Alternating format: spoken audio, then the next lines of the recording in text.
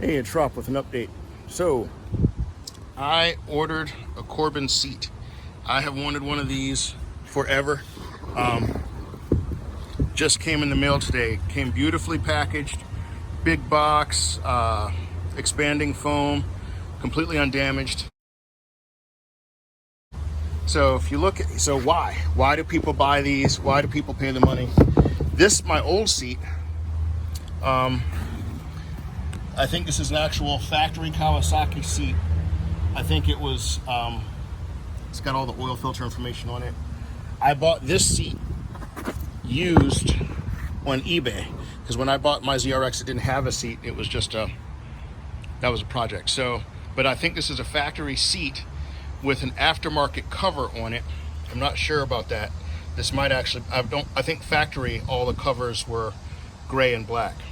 So I bought this one because it looked cool, but when I ride the bike, I find that I kind of feel like I'm sliding backwards a bit.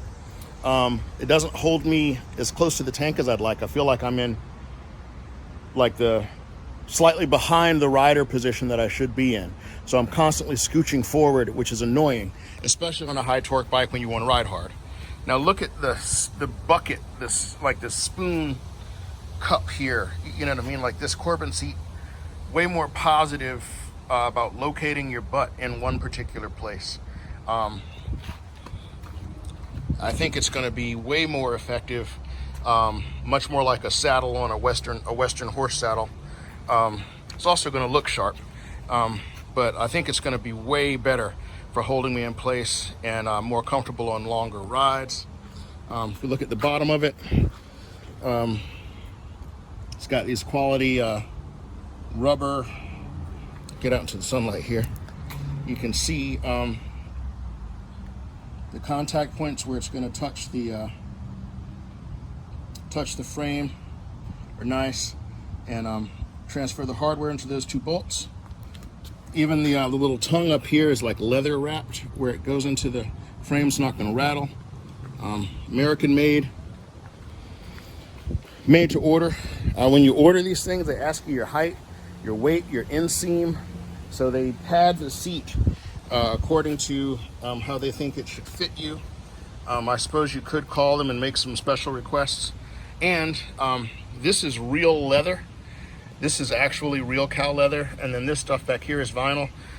You can specify all kinds of crazy colors.